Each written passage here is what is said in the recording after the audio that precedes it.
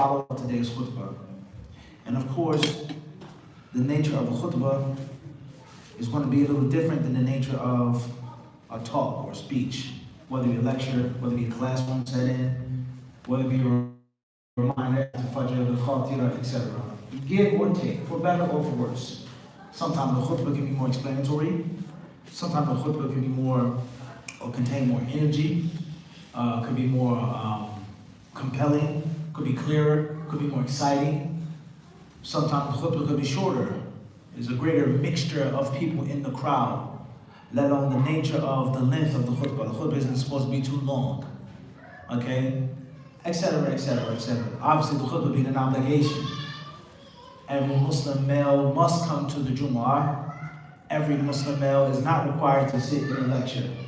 That's a virtue. It's not mandatory to sit in every class, etc. So this hadith, one of the things that led me to speaking on it and making it the topic of this khutbah was the comprehensive nature of the hadith from the aspect of two different worlds. In one hadith, we have the deen and we have the dunya. And unfortunately, many of us, many Muslims, suffer, go astray, make bad mistakes, terrible errors, because of not understanding and not having the ability to balance and to handle both. That's a fact. Wherever you go, that's a fact.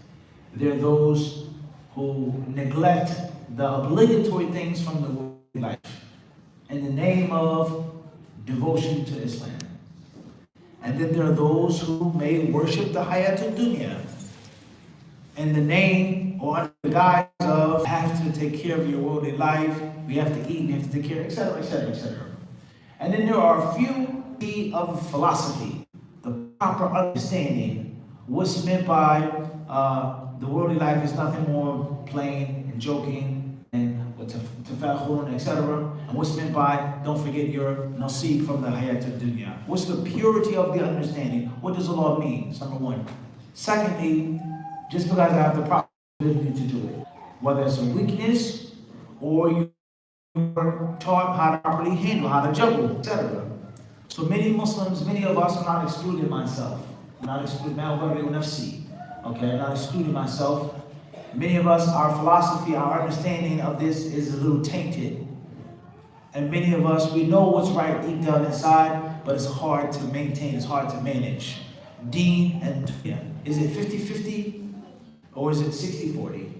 Or is it 70-30? Or is it 100 here and 0 there, 90 here and 10% there?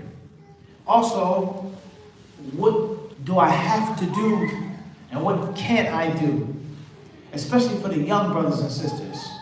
You know how many times I've been asked about dreadlocks, about skin fades, about having this hairstyle, having that hairstyle. You'd be shocked how many people ask that question, something so simple as a hairstyle. And there are reasons why. You'd be shocked at the masjids that I've been in which many Muslim youth don't go to the masjid because they go to the masjid with a different style than that which is traditional. Whether they come from Palestine, whether they come from Somalia, whatever their background is, that hairstyle isn't welcome in this masjid. You can't dress like this. You can't come here wearing this. You can't wear those things. Get out, go change, go cut your hair, go take off your shorts right now, etc. So therefore, the youth, they become frustrated and don't come to the house of Allah at all because they were treated harshly, even if the older brother was right and they were wrong, or the opposite. And the same applies to a person comes from a background, you take pride in culinary on Sunday, as how the family stays together. And the moment little Terrence or Bobby or Fulan, whatever his name is, he's not coming to those Sunday dinners, that's the beginning of his deviation. Grandma says, where is he at? Oh, he didn't come today. Okay, next week. 2-3 weeks go by, he's not coming to those family dinners. Next thing you know, you get a phone call. He got a case. He got caught up. He got jammed up. Let alone the awful phone call, he's coming identifying a body. So something, the concept of eating and the family meal, keeping the family. So a person, he's guided to Islam. He leaves off Christianity or whatever the religion, Catholicism, and he becomes a Muslim.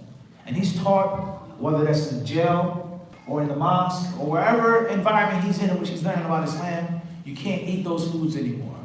You can only eat this food. This is the Islamic food. This is what Muslims eat. Muslims don't eat that. That's Christian food. That's haram food. Even if it's halal, even if it's zabih. No, brother, you can't eat that anymore. And a person, he begins to adopt an entirely new and foreign culture in every aspect. And he feels that his culture is haram from A to Z, etc., etc. And as I said, that's a two-way street. That can go for or against. I don't have to cover up like this. That's just Arab culture. Our sister may say, I don't have to wear that long thing. I don't have to dress like that. It's not in the Quran. Allah doesn't say that. Allah says dress modestly. A woman covering herself, wearing a long garment, that's culture. Covering her face is culture. Covering your hair is the only thing that I have to do. That's an extreme. And another person goes on the other side of extremism and he ostracizes himself from his community, from his people, his qawm. And they say, well, Islam sounds good, but why you gotta dress like that? We can't eat this no more? We can't have this? We can't drink this? We can't have this? No, all of that is done because I'm a Muslim. That pushes people away from the deen. So in this hadith, this beautiful story, the Prophet ﷺ, he gives us both worlds. And he gives us guidance and instruction in both worlds. So the gist of the story is, as we mentioned earlier, and there are other companions who narrated this hadith besides Talha, that the companions were impregnating the trees. And they were mixing, they were grafting the trees. And obviously date palm trees, like other plants, they have sexes. There's gender. There's a male plant, there's a female plant. So the Sahaba, they wanted to produce more dates, better dates, because that was their staple food. Let alone trade and commerce, buying and selling, all right? They wanted to make a shortcut. They wanted to get more of Allah's belly. So they would take the male with the female, and they would put them together for bigger and better, sweeter, juicier, darker dates. And the Prophet ﷺ, he told them that I don't think this will work. I don't think this is a good idea. I don't think this is necessary. I don't think it's going to make a big difference if you guys play around with these trees like this. And the companions, their beautiful nature, they immediately obeyed. Even without explanation. The Prophet never said it was from Allah. The Prophet never said it's barakah and not doing it, or it's ithm in doing it. But they immediately took their leader's advice. And that's a long story in itself. How the companions followed what they heard.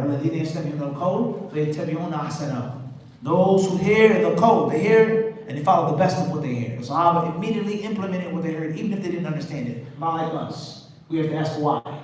What's the ruling behind this? Your son, when he's going through puberty, first thing he does is he challenges everything you tell him. Why do I have to do this? Why do I have to do that? You sure? Are you sure? Are you sure? Are you sure? He said, boy, just listen. Just listen to me. Just listen to me. I'm older than you. Trust me.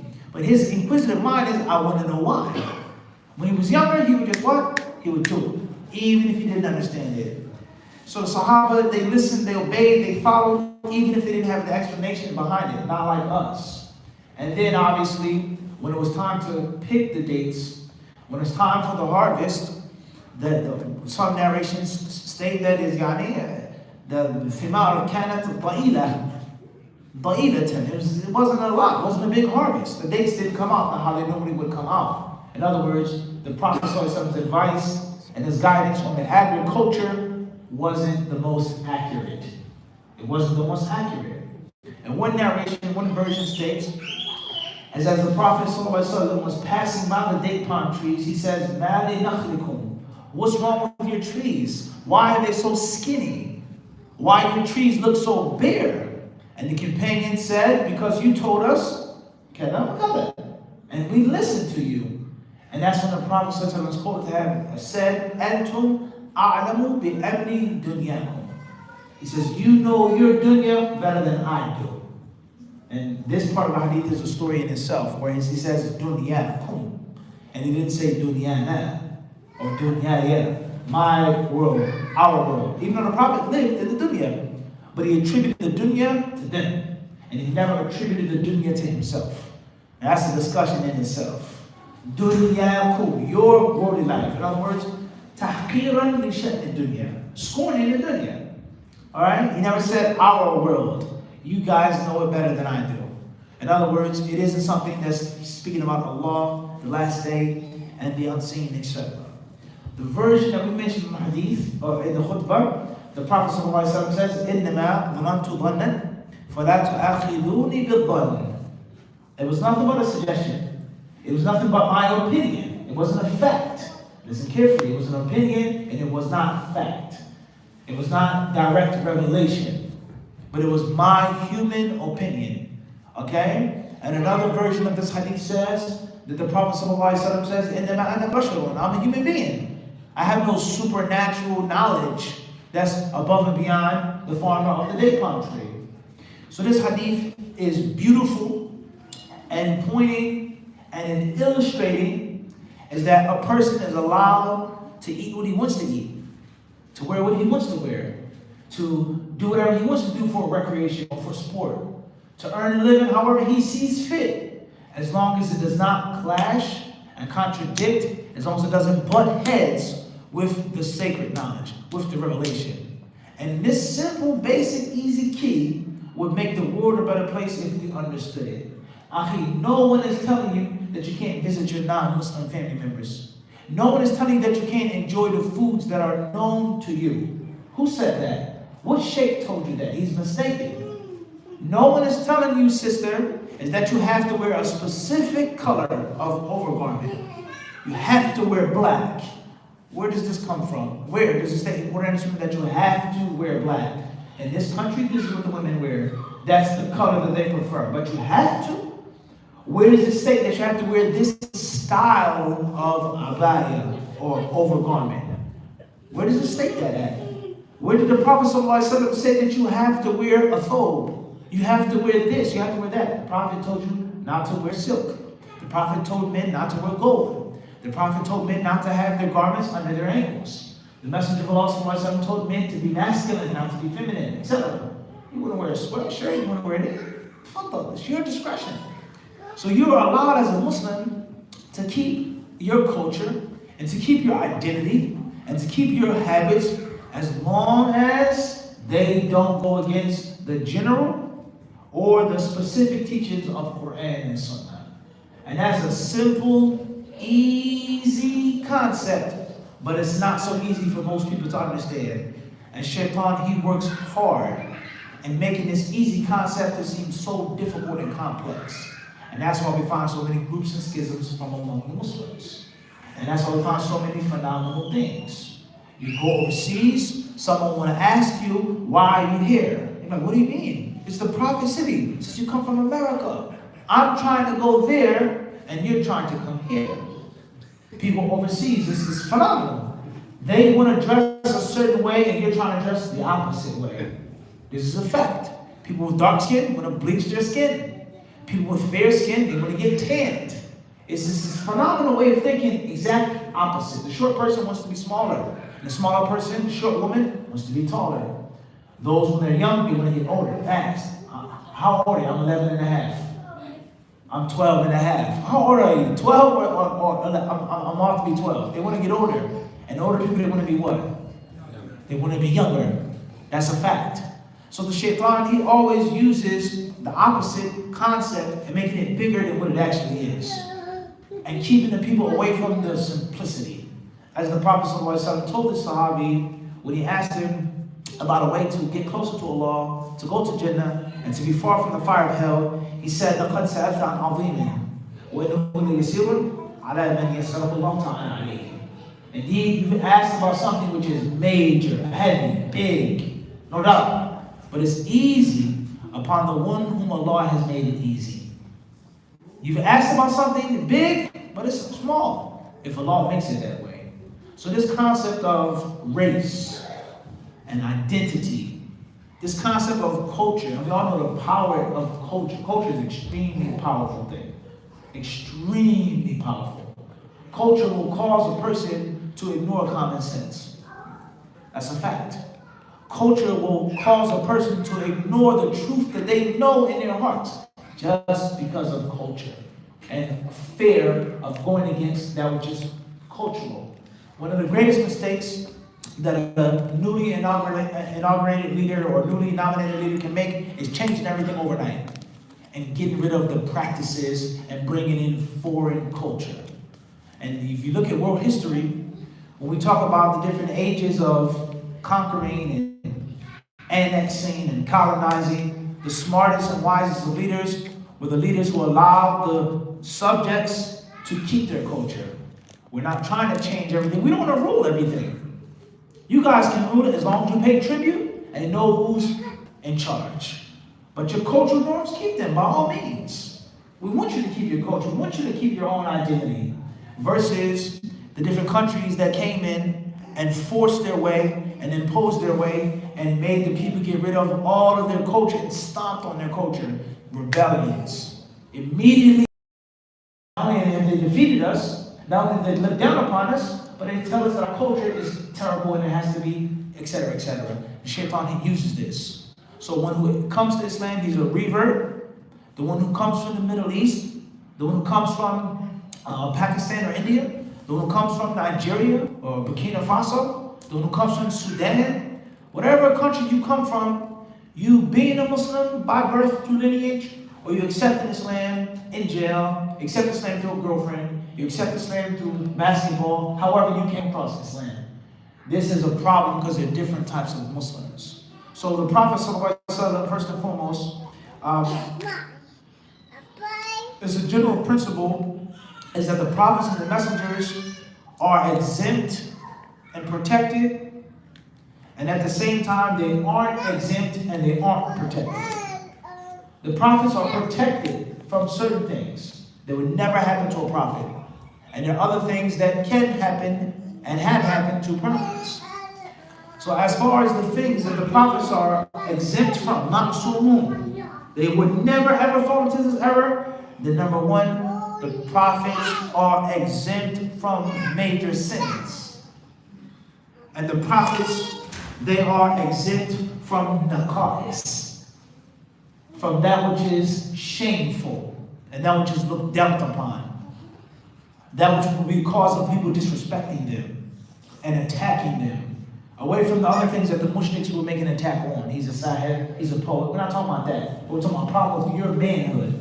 A problem with your chivalry, with your honor. The prophets are protected from dishonorable acts. As far as a sin, a smaller sin, or a mistake, an error, an erred opinion, then the prophets aren't necessarily protected from that. There's nothing wrong with that. Because the prophet was a human being. So some people, they may come and they may take this hadith and they may say, this proves that you can't trust what the prophet says, because he was clearly wrong. This proves that the Prophet speaks on his own opinions. And the law says, he doesn't speak from his desires. And people don't understand this hadith properties, that the Prophet never ever spoke on the deen. The Messenger of Allah became sick, he was placed under sihr. Sorcerer put a spell on him. Some people say this can't be true. How could the Prophet be put under sihr? That means he would say things about Allah that are wrong. And the Messenger of Allah, he only forgot, or things only became mixed up with regards to insignificant worldly things. But nothing about Allah, the last day, the Quran, rewards and punishments was touched and affected by that sihr. Alright? So therefore, this is one aspect from the hadith. Allah Azza wa Jalla clearly tells us that the prophets are guided. فَبِهُدَاهُمْ تَدِي, follow their guidance. Allah tells us about them that أُولَٰئِكَ الَّذِينَ, those are the people آتَيْنَاهُمُ الْكِتَابَ وَالْحُكْمَ وَالنُّبُوَّةَ. We've given them the scriptures, we've given them wisdom and judgment, and we've given them nubuwwah, prophecy. And what's meant by prophecy and a person being a prophet is al-ismatu an fima yukhbiru bihi anillah. Is a person being protected from speaking about Allah. When they speak about Allah, it's absolutely pure, because he is a prophet. He gets the revelation directly. There's no thought or opinion with regards to Allah being represented by the prophets. Me, you, a sheikh, an imam, a mawla, a spiritual leader, a guider, different story. So that's point number one, is that there is no error that the Prophet ﷺ would have or ever made about Allah. but he made an error or misjudgment with regards to a worldly affair. And you look at the beauty of this hadith. The Messenger of Allah sallallahu alaihi wasallam, as a leader, he was not prideful. He was not obstinate. He wasn't haughty like we are. He had no problem in accepting his error. And he had no problem in accepting the fact that it was something which was incorrect.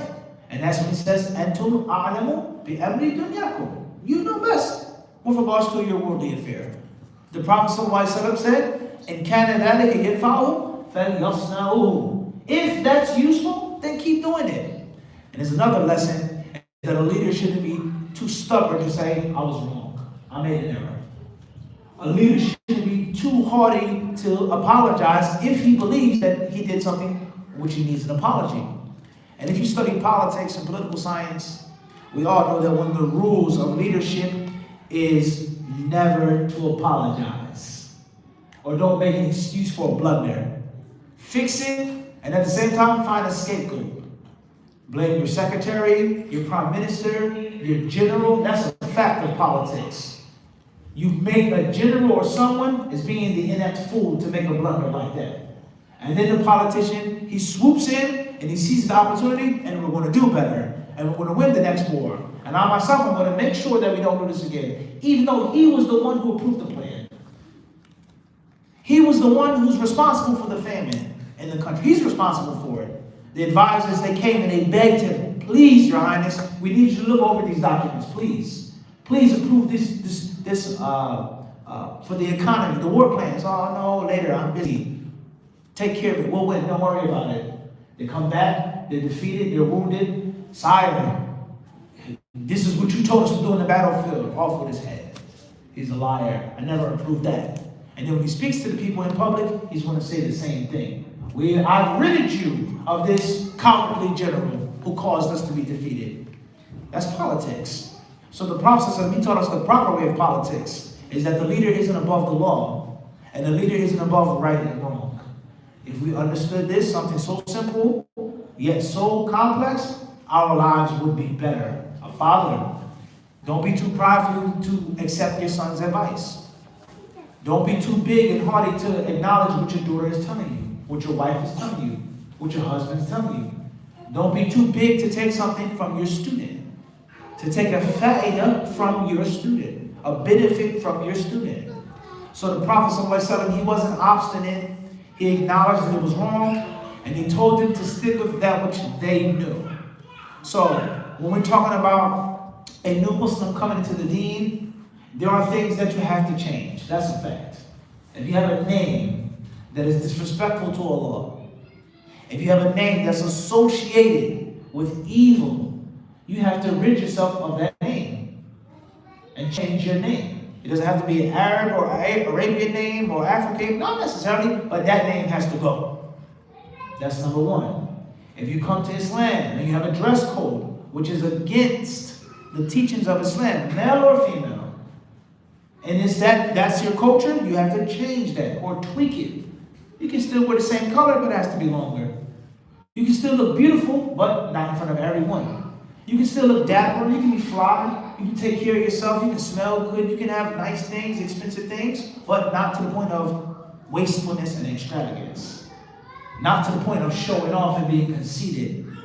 You can eat that food, whether you have a stuffed lamb with rice, we call it mensef, baked macaroni and cheese, fried chicken, candy yams, collard greens, whether it is this type of chicken, this type of fish, whatever it is, as long as it's not khinzir, as long as the meat has been slaughtered properly, as long as it isn't poisonous and harmful to your body, whether that's pilau, whether it's biryani, whatever the cultural reference may be. There's no one dish or cuisine of Islam. Arabs, Africans, Black Americans, Hispanics, etc. You eat whatever you want to eat, as long as kulu washrabu wala tusrifu. Etc., etc., etc. That's a basic principle of a new convert or revert into Islam. And if you wish to adopt the clothing of these people, I accepted Islam through these brothers. These brothers were from Pakistan, they gave me my shahada. They taught me everything, so I want to dress like them. That's fine. You want to identify yourself as a Muslim? Most people in Pakistan are Muslim. There's nothing wrong with that. But the problem comes in which the people, he can't adjust or he can't relate to his own people anymore. Or the problem comes when the older brother from Pakistan tells him, you can't wear this, you have to wear that. You have to put on this, you have to wear it like this, you have to put this on your eyes. Now there's a problem. Someone who wants to be a Muslim, but he still wants to keep his own dress code, etc., etc. And the same applies to the opposite side. Brothers and sisters who've been Muslim for years, and they come from Muslim backgrounds, they come to America, or they come to the UK or Australia, and they relinquish some Islamic practices. And they say, that's not Islam, that's just culture. This is what we do in our country. And we say, no, that's not true. Allah spoke on this, the Prophet ﷺ spoke on this, and your people have adopted it into their culture. So the culture is based off of the deen. And it's not just a cultural practice, like Jumu'ah. You go overseas, people eat special foods on Friday. People eat special foods for Ramadan. They wear special clothes for Friday. That's cultural, right? But in actuality, that's spiritual. The Prophet told us to honor the day of Jumu'ah. The Prophet told us about the barakah of Jumu'ah. The Prophet told us about honoring your guests. The Prophet told us about wearing the best clothes, etc., etc., etc. So the point I'm trying to get to on both sides, whether it comes from overseas, whether it comes from America, male or female, is beware of confusion. And do not allow shaitan to push you away from guidance because of yay or nay. I have to adopt this cultural norm. This religious practice isn't religious practice, it's just cultural norm. The shaitan, he doesn't care how you go to hell. He doesn't care how you get there. That's how I say it. That's the only thing that he cares about is you being there with him. So people ask the question, how do I know that this Islamic call is correct? How do I know this dawah is right? How do I know these people aren't extremists? How do I know they aren't deviants, etc., etc., etc., etc.? It can be confusing for the layman person. All right? So this hadith, it teaches us that there is a balance. And it teaches us is that there is a difference between the information about Allah. إِذَا أَخْبَرْتُكُمْ عَنِ اللَّهِ فَخُذُوا بِهِ فَلَنْ أَكْذِبَ أَوْ فَإِنِّي لَنْ أَكْذِبَ عَلَى اللَّهِ عَزَّ وَجَلَّ. So when the Prophet tells us about something from the unseen, there is no, wait, let me think about it. Or there is no, well, my people, they don't believe in that. That's spooky stuff. That's superstition. My people, they don't accept that. La. Anytime Allah's name is mentioned, barakah is mentioned, Allah's anger, Allah's wrath is mentioned, punishment is mentioned, there is no more opinion and culture, etc., etc. And the same applies to medicine. People, they say the Prophet's medicine. Some things are medicines which are based off of Islam. And there are other things that's based off of 6th and 7th century Arabia. You don't have to take this medicine. You don't have to get this done. You want to get acupuncture or you want to get cut. You want to get surgery or this. Black seed, different story. But the Prophet spoke on black seed from a spiritual aspect. Honey, asal, it has spiritual benefits that Allah speaks about in the Quran, etc. The medicinal values is what I'm trying to say. And there are other things that the Prophet he did just because that was the amount of knowledge and science that they had at that time. They could have come from the Greeks, could have come from the Persians, they could have come from the Romans. And the same applies to clothes, as we just said. Wearing the color white is spiritual. إِنَّ مِنْ خَيْرِ ثِيَابِكُمْ لَهَذَا الْبَيَاضِ. The Prophet says the best of your clothes is white. Those who are living should wear it, and those who are shrouded should be shrouded in white. The same is said about a turban. The Prophet wore a turban, that's a fact. But did the Prophet the barakah of a turban? The hasanat of a turban, the angels in turbans. He did. So therefore, a turban is something cultural. Wear it if you choose. Don't wear it if you don't want to. And if you do wear it with the intention of being like the Messenger of Allah and being identified as a Muslim, then alhamdulillah for that. So it's simple and it's easy. All right? And the same applies to science and technology. Does Islam go against medical science? Does Islam go against history? If we stick to the pure Islam, does it mean that we'll be left behind in the worldly life? Why the Muslim countries, the most behind countries, the most stagnated countries, the most backwards countries? Does the Sharia promote mental backwardsness? Or does the Sharia promote the exact opposite? Listen to this one part of the hadith. Antum a'lamu bi amri dunyakum. You know the affairs of your world the best. So that's medicine, that's science, inventions, that is economics, that's finance, that's fashion, everything from the worldly life. As long as it doesn't clash with the general principles of Islam, greed, courage, cowardice, bravery, stinginess, miserliness, generosity, worship of a thing, materialism. Think about it. That's a broad Islamic principle. It's not to have too much materialism. So I have science, I have money, I have fashion, I have all of these things, but it causes me to be extremely material. And I forget about the miskin. I forget about this one. I forget about the one who gave it to me. I forget about the one who blessed me with the wealth, etc., etc. So it can't go to broad principles. And of course, what you do, what you eat, what you drink, what you study, what you teach, what you create, what you invent, what you build, it can't go against the specifics as well. And the Prophet said he gave specific instruction and specific hadiths on specific things, such as wearing silk. Men aren't allowed to wear pure silk, period. Men aren't allowed to wear gold, solid gold, pure gold, period. That's not a general principle, that's a specific ruling. And the general principle would be, men are not allowed to look like women when they dress. That's a general principle. So it can be blue, it can be black, it can be a button-up, it can be a zipper, as long as it doesn't resemble feminine clothing. That's the general what? Principle. The specific ruling, the shirt can be any color or style, but it can't be off silk. So there's no contradiction between this and between that. And whenever the Prophet ﷺ spoke about worldly affairs, he made ijtihad on different affairs. One of the following things is going to happen. Number one, when the Prophet made ijtihad, either he was wrong, and Allah sent down a revelation to fix it. And that's good, that's barakah.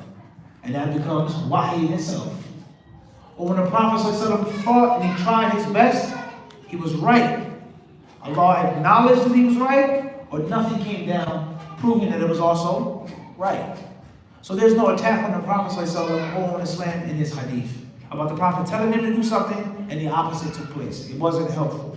Alright? So these are a few things to think about, food for thought, to ponder, to reflect on society and on community and the different extremes that some Muslims have and how many Muslims are laxed and nonchalant on other things, and how there can be a great deal of confusion on these things: identity, race, culture, language, so on and so on and so forth. And that's when the Prophet says, he tells us, "Men yuridillahu bihi khayran yufaqihu fi din, wa innama ana qasimun wallahu mu'ti." Whoever Allah was good for, He gives them understanding of the religion. He knows when, where, why, how, wisdom. He gives them fiqh, understanding. And the Prophet ﷺ says, all I do is pass and hand out that which Allah bestows. All I do is give you what Allah endows. Allah is the giver, I just hand it out. So we ask Allah Azza wa Jalla to give us understanding of the religion, and to give us the proper knowledge and the proper wisdom, and the proper behavior and balance in this worldly life, and allow us to benefit and to prosper in both worlds, and to take Islam, to spread Islam to those who we're supposed to take it and spread it. Walhamdulillahi Rabbil Alameen. Thank you very much for your time, and for your attention, and for your respect. Barakallahu fikum. Yakum.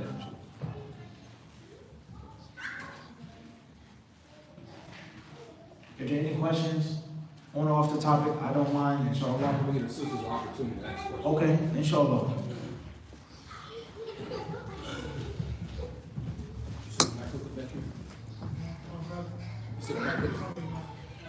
We're gonna practice soon. That's gonna be a little difficult. Brothers are gonna move back. We're gonna let the sisters come up to the imam so they can ask their questions and be heard, because they didn't get a chance after the hospital. Sisters, we'd like to give you an opportunity to ask questions. Brothers, we're going to move back. and allow you sisters to come forward and give you a session, alhamdulillah, to benefit from Mufti while he's here. Any sisters who want to come ask questions, we're going to scoot back and allow you sisters to have your session here, getting that. So please come forward. Y'all come on this side over here. We're going to be behind you guys. Please.